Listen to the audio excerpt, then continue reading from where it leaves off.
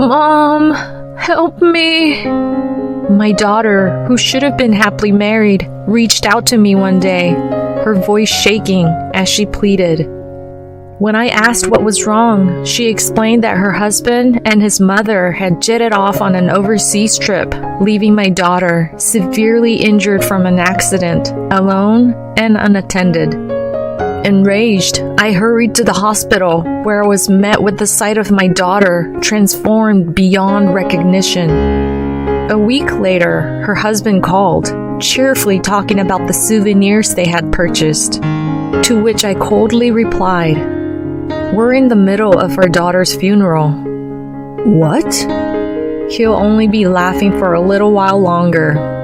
Now, it's time for revenge. I'm a 55-year-old full-time office worker at a company near my home. I became a widow at the age of 30 when my husband died from an illness.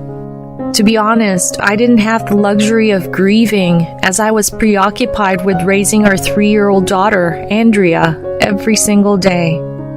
We weren't well off, but by the time she reached high school, she began working part-time and matured into a thoughtful, responsible young woman, often saying, "I can take care of my own expenses, Mom. Thanks for everything." After high school, as she didn't have any specific academic aspirations, she began working at a local firm where she met Stanley, her current husband. I remember it like it was just yesterday when she shyly said, "There's someone I want you to meet." I wondered what kind of person she was going to introduce, but Stanley turned out to be a genuine, good-hearted young man. Coincidentally, Stanley's mother, Tracy, was an old school friend of mine. Although reserved, I had heard from Andrea that she was kind, which gave me a sense of relief. Though I hadn't seen Tracy since we graduated, we found common ground as single mothers and enjoyed a pleasant dinner together. I had remained single since my husband's passing, but Tracy seemed happy with her partner. A few months later, Andrea was married, radiating pure happiness. During the initial days of her married life, I would sometimes instinctively cook for her.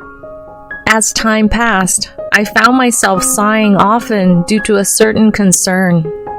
When asked by a colleague, I shared, "I try reaching out to Andrea, but her responses are late or brief. I guess this is part of her adjusting to married life. It feels lonely though." At the beginning of her marriage, Andrea would regularly send me photos of her meals and ask about my health. However, her communication gradually decreased, which left me feeling a bit isolated. I hadn't seen her for nearly a year since she missed Thanksgiving and Christmas. Adding to my frustration, Tracy would contact me often, updating me about Andrea's seemingly happy life. She suggested, "Stanley, Andrea, and I went out to eat the other day. Next time, let's all go out together, including you, Sabrina." But the invitation never came. I felt a pang of loneliness and bitterness, but as a mature adult, I knew that my daughter's happiness was all that mattered. Some colleagues suggested I find a new man and remarry, but I don't think I could ever find someone I love as much as my late husband. Amid my plans to work diligently and save for retirement, my smartphone rang on a peaceful day off. Seeing my daughter's name on the screen, my heart leapt with joy. In stark contrast to my buoyant voice when I picked up, my daughter's trembling voice said, "Mom, help me." Something serious must have happened, and I was on the verge of tears. After hearing a brief explanation from my daughter, I immediately rushed to a certain location. As I rode in the taxi, I struggled to contain my anger. My daughter lay alone in her hospital bed, looking miserable. "What on earth happened to you, sweetie? Why are you in such a state?" She had been the victim of a hit and run. Her arm and leg were both broken, and she had also hit her head. Her leg was particularly concerning, and it was uncertain if she would ever walk again. After a long absence, my daughter was unrecognizable. Her hair and skin were dull, and she was alarmingly thin. The sight of her broke my heart. Was what you told me over the phone true? At my words, my daughter quietly nodded her head. Unbelievable! He left his wife in this state and went on a trip abroad with his mother? Unlike her hot-headed mother, my daughter started to speak calmly. On the day of the accident, she and her husband were supposed to be leaving for a honeymoon in Hawaii. Backed by the support of their colleagues, they were going to go on a slightly delayed honeymoon. But when she had the accident that day, she thought the trip would obviously be called off. However, Stanley had said something shocking. It's unfortunate, but the cancellation fees for the flight and hotel would be a waste. So I'll just go and enjoy myself. She was shocked at his words. Are you seriously going to our honeymoon alone? At her words, he said, I didn't mention this, but my mother is joining the trip. We've booked the same flight and hotel and plan to surprise you there. My daughter was appalled. You're taking your mother on our honeymoon? She then asked me, I mean, how crazy is that? I'm glad I didn't go on such a trip. At my daughter's indignant words, her husband snorted in laughter. Well, I'll at least buy you a souvenir. Don't tell anyone at work about the accident. They'll think I'm a terrible person.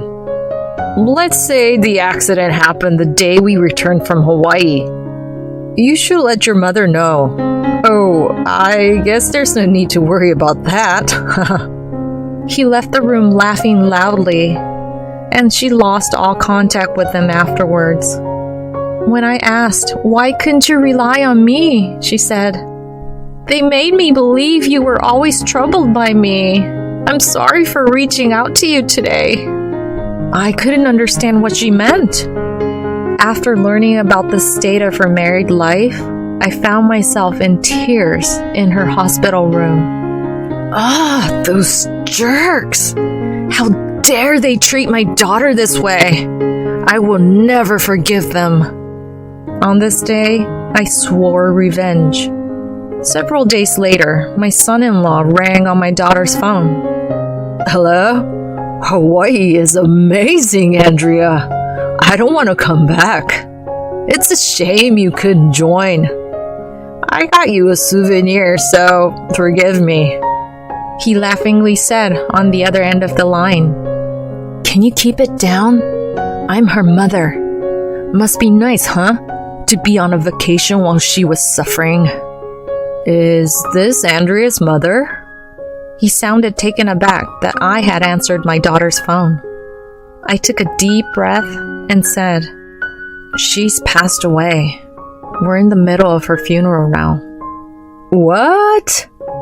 Upon hearing his seemingly pleased voice, I hung up the phone. The following day, my son-in-law, looking visibly uncomfortable, and his mother, Tracy, paid a visit to my home.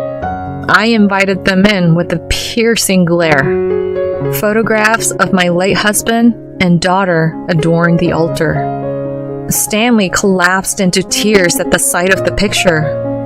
I'm sorry. I didn't think things would end up like this. She told me it was okay to go. I was furious at his blatant lie that he had gone to Hawaii because my daughter had told him to. In sync with him, Tracy said, Yes, why didn't you tell us such an important thing? I didn't get any contact either. To which I coldly retorted, But you went to Hawaii with them, didn't you? There's no point in reaching out to you. Are you stupid or something? Stanley, my daughter has shared everything with me. She must have felt so abandoned. Poor thing. After the hit and run, her so-called dependable husband went off on a ludicrous trip with his mother. Reacting to my words, he tutted and uttered something outrageous. I'm sorry about that. I'm swamped with work and can't really grieve for Andrea. Would you mind looking after her grave from now on?" His absurd demand caught me off guard. "I'd like to ask you the same. Wouldn't you feel better if you took care of her grave?" Tracy chimed in. As if to say that this was the end of our relationship, the two of them started to get ready to leave. So I said, "Oh, I see. So that's how it is, huh?" "Well, she left a lot for me. She was a bit naive and left me as the beneficiary of her life insurance."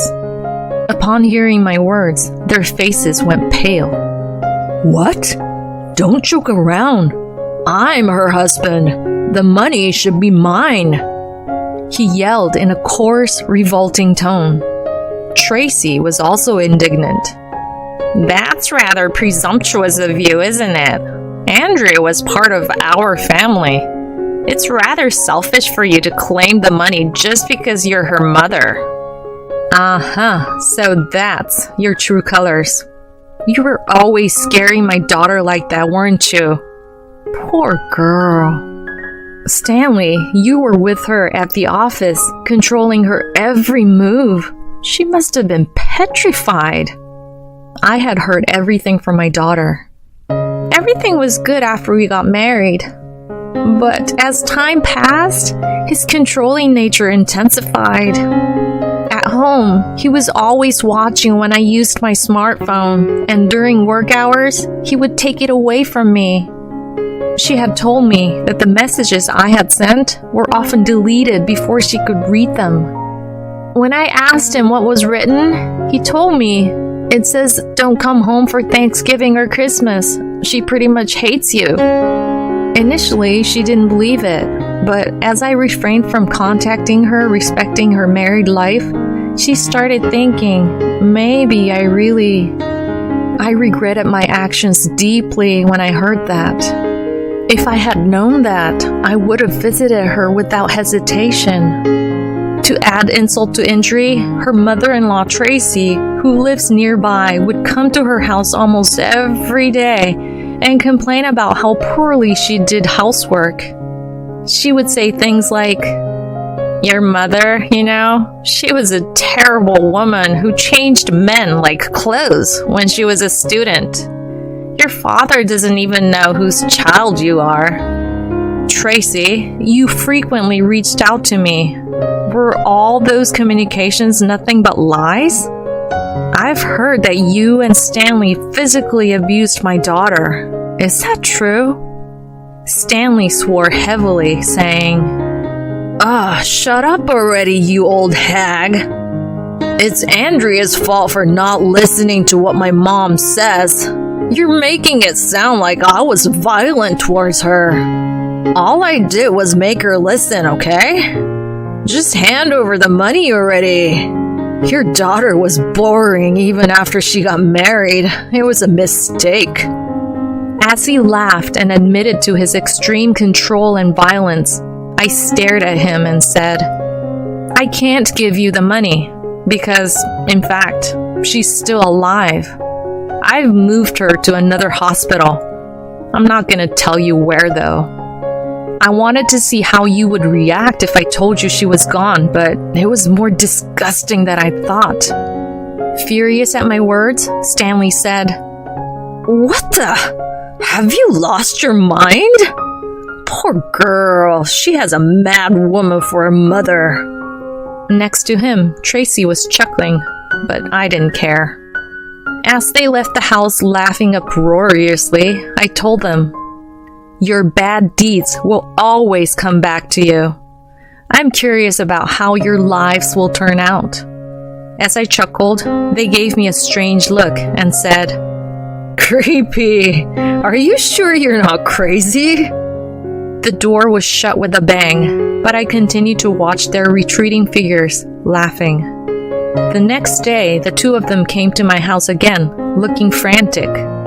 "Hey, lady, it was you, wasn't it? It's about time you stopped getting ahead of yourself, being a woman and all." "Huh? I'm not getting ahead of myself.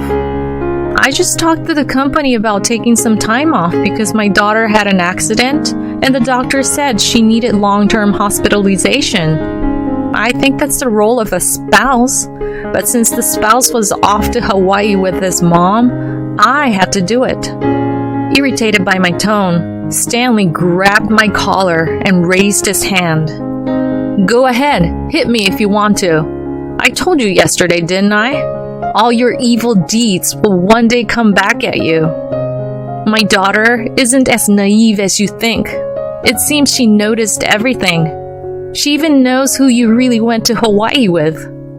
At my words, Stanley's face went pale. Mom, Stanley has been having an affair with a younger coworker.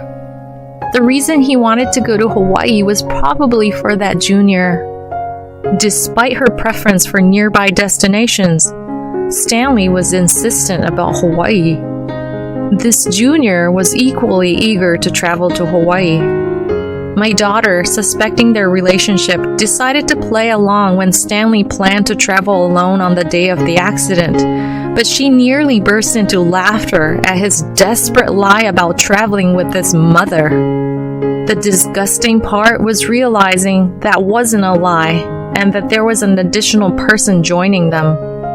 I assumed they were going to Hawaii to ditch me and have their secret rendezvous. I had planned to take a lot of evidence photos, but then I had the accident. My daughter seemed to have thought things through. I headed straight to her company. Her boss was very surprised. The mother of his subordinate suddenly showed up, told him about the accident out of the blue, and then accused 2 employees of an inappropriate relationship.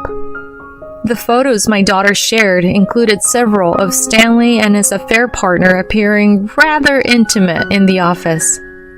There were even photos of them clinging closely, which did not resemble a simple senior-junior relationship. He did that despite not knowing who was watching. He was such a fool. Isn't this woman on vacation at the moment? To which the boss replied, her father in the countryside suddenly passed away. However, the date coincided with Stanley's departure for Hawaii. The boss, initially in disbelief, said, "Let me just check something real quick," and came back after a while. When he contacted the female employee's family home, her father answered. He looked very angry. I understand that this is not something a mother should meddle in. However, my daughter is hospitalized for a long time and cannot move. I'm taking the liberty to request that you severely reprimand these 2. I pleaded, and the boss sided with me. I asked him to wait to reach out to them until their next shift, fearing they might run away. Stanley and his affair partner, blissfully ignorant, were looked at with contempt by their colleagues who knew everything as soon as they came to work, and they were told to stay home. The woman who tagged along on a trip with the mother was probably quite crazy as well. Of course, I wouldn't let it end there. This man, who disrespects women, needed to understand the inhumanity of his actions. It seems my daughter had gotten a medical certificate when she was subjected to violence. I wonder if I could file a complaint on her behalf. As I was thinking about this, a police officer came to visit my daughter's hospital room. I want to ask you in detail about the day of the accident. The truth of the accident was appalling. After some time, my daughter's divorce was finalized. Stanley and his affair partner were fired from the company. This was because it was found out that my daughter's accident was planned by Stanley and Tracy. When I was shown the footage from a security camera near the scene, it was so horrifying I almost covered my eyes, but I recognized the car involved in the hit and run. It belonged to Tracy's boyfriend, whom I had seen with her several times. When the police visited her boyfriend's house, he confessed easily. Well, Stanley said he found someone else he likes, right? I just wanted to support him as a mother. What's wrong with that? She responded to my disbelief. As for Stanley himself, he said, I thought a divorce would look bad, so I thought if I could cause her some harm, I could send her back to her mother. I thought I'd be lucky if she even died, because I get the money. He expressed absolutely no remorse, even making light of the situation. Apparently, they planned to get married on the day of the trip, and they had never intended to bring my daughter along. Those two deserve to go to hell. The affair partner was not involved in the accident and therefore was not held criminally accountable, but I made sure to demand damages. She was apparently a new graduate, and she told my lawyer, "I just graduated. I can't afford such an amount. Please tell Stanley to lower it." But being a new graduate has nothing to do with destroying someone else's family. In the end, she borrowed money from her parents, and she seems to be very uncomfortable because the rumor has spread in her hometown. Ha! Well deserved. Even if those two are released from prison, they will never be able to live a peaceful life. They should live in regret for the rest of their lives. It's a case of reaping what they sowed. As for us, my daughter Andrea has worked hard on her rehabilitation since then, and thankfully, her legs have recovered enough that she can walk normally again. She resigned from her previous company and started working at the same company as me due to my recommendation. I had told my coworkers about my daughter, and everyone welcomed her warmly. Several years later, a surprising person came to visit our home. "Long time no see, Sabrina. I'm not the person I used to be. I will make your daughter happy this time," said Stanley, the audacious ex-son-in-law, proposing to get back together with my daughter. "On what basis did you dare show up here? You love the police that much, huh?" As I pretended to take out my phone, a muscular man carrying a toddler, who calls me mother, emerged from the house, causing Stanley to widen his eyes in surprise. Andrea is happily married now, with a wonderful husband and a lovely child. There's no room for you in her life. She smiles happily every day since she left you. Have you ever seen her smile like that? Of course not. Now leave, I said, and her current husband, Keith, stepped forward. Stanley whimpered a little and hurried away. "Mom, you always help me out," my daughter says, but that's not true. If it weren't for my little girl who told me everything would be all right the day her father passed away, I wouldn't have been able to keep going. The one being helped, then and now, is me. I wonder if I've been able to be of any help to her. See my family smile happily, that's my greatest happiness.